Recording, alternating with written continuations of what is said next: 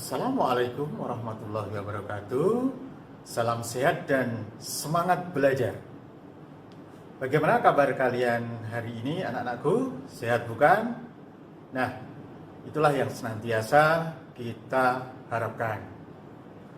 Baik anak-anak, minggu lalu kalian sudah belajar materi masa praaksara bagian pertama, di mana sudah dibahas materi mengenai apa itu pengertian masa praaksara, kemudian pembabakan atau pembagian zaman praaksara. Nah, pada pertemuan hari ini akan kita bahas materi masa praaksara bagian kedua, di mana nanti akan kita bahas mengenai nilai-nilai budaya yang terjadi pada masa praaksara, kemudian jenis-jenis manusia purba yang ada di Indonesia. Nah, anak-anak, setelah kalian nanti melihat tayangan video PowerPoint, nanti kalian akan mengerjakan kuis yang sudah disediakan Pak Tri dalam Google Form, dan silahkan nanti langsung dikerjakan, tidak usah ditunda-tunda, agar pekerjaan tidak menumpuk dan akan menjadikan kalian nanti lupa. Baik anak-anak, selamat belajar dan tetap semangat. Baik anak-anakku, kita masuk materi masa praaksara bagian kedua. Oke, coba kalian cermati slide berikut ini. Jadi kompetensi dasar yang akan kita bahas materi hari ini adalah memahami kronologi perubahan dan kesinambungan dalam kehidupan bangsa Indonesia pada aspek politik, sosial, budaya, geografis, dan pendidikan sejak masa praaksara sampai masa Hindu-Buddha dan Islam.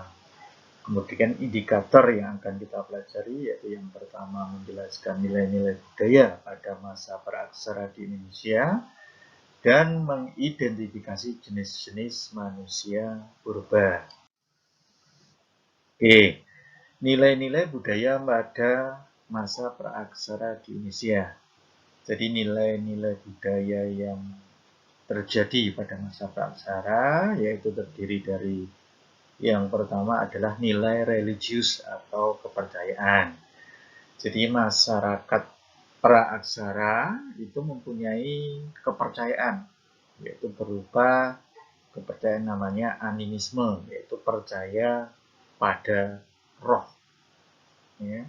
Dan satu lagi yaitu dinamisme, yaitu percaya pada benda tertentu yang memiliki kekuatan gaib.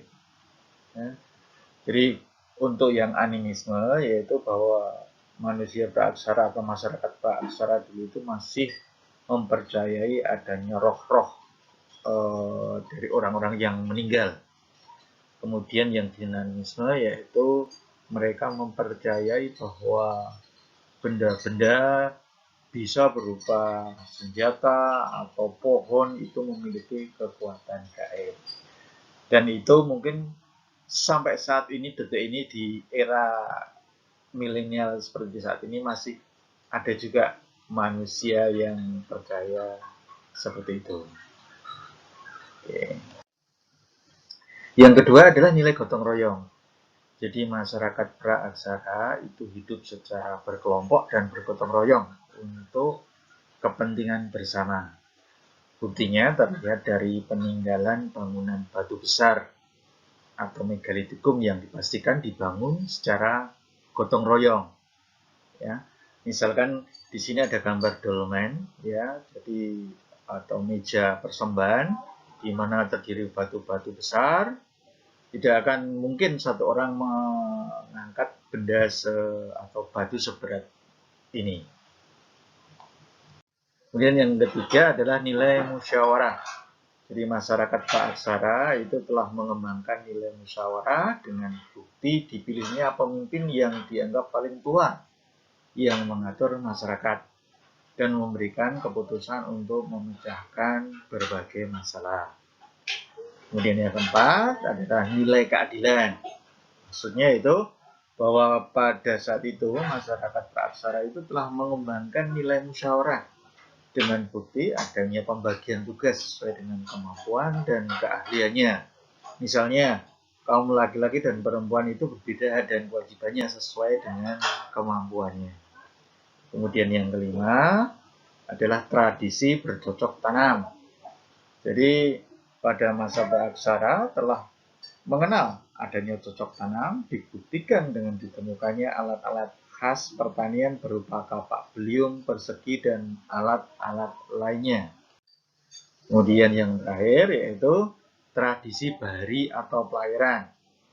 Jadi masyarakat praaksara itu telah mengenal astronomi atau ilmu astronomi yang membantu untuk berlayar dari pulau ke pulau lain dengan menggunakan perahu yang sederhana atau disebut perahu cadi.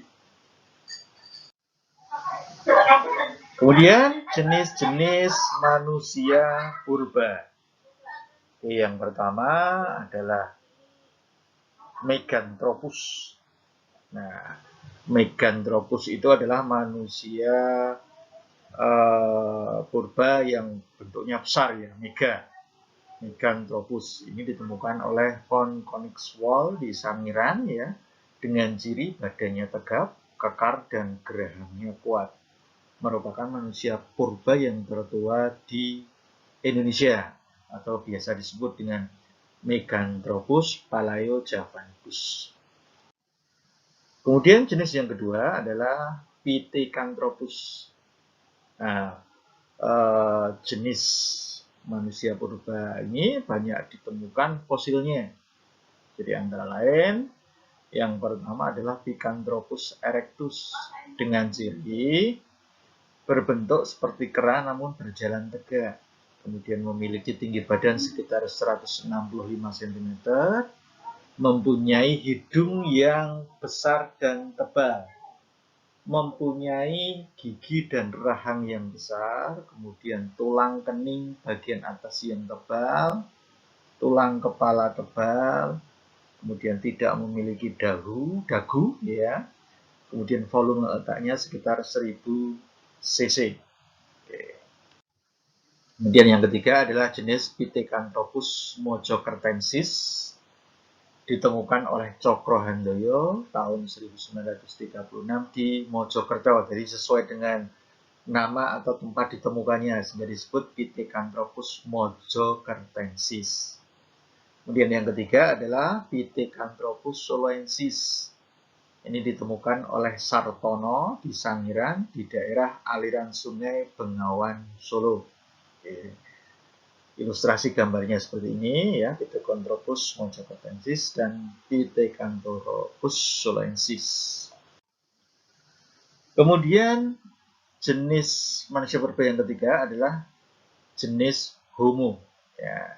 Jadi ciri-cirinya yaitu lebih ramping dibanding dengan Meganthropus dan Pithecanthropus. Jadi ciri-ciri khususnya yaitu jadi bentuk fisik dan wajahnya itu mirip manusia sekarang. Kemudian tingkat kecerdasannya tinggi, kemudian tingkat kehidupannya juga maju, mengenal adanya sistem perladangan berpindah, kemudian peralatan terbuat dari batu yang diasah secara halus, berbentuk beliung persegi. Kemudian hidup sekitar 40.000 tahun yang lalu. Nah, macamnya dari jenis Homo ini adalah yang pertama adalah Homo wajakensis ya. Itu ditemukan oleh Van Richthofen di desa Wajak ya, sesuai dengan namanya Wajakensis, ditemukan di Wajak, Tulungagung tahun 1889. Kemudian yang kedua adalah Homo soloensis, ditemukan oleh Terhar dan Oppenort di Lembah Bengawan Solo dekat Ngandong, Solo. Kemudian yang ketiga adalah jenis Homo sapiens. Nah, ini merupakan jenis manusia yang sudah mendekati bentuk sempurna manusia seperti saat ini ya. Jadi merupakan manusia cerdik yang hidup pada masa Holocene atau lebih kurang 40.000 tahun yang lalu.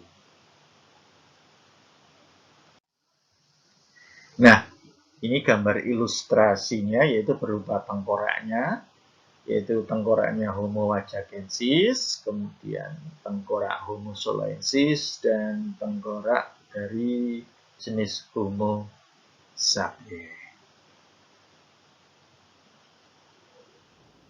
Baik anak-anakku, demikian tadi pembelajaran kita hari ini, dan dari materi yang kita sampaikan tadi bisa kita simpulkan bahwa nilai-nilai yang terjadi pada masa praaksara yaitu meliputi nilai religius, kemudian nilai gotong royong, kemudian nilai musyawarah, nilai keadilan, kemudian tradisi bercocok tanam, dan tradisi bahari atau pelayaran.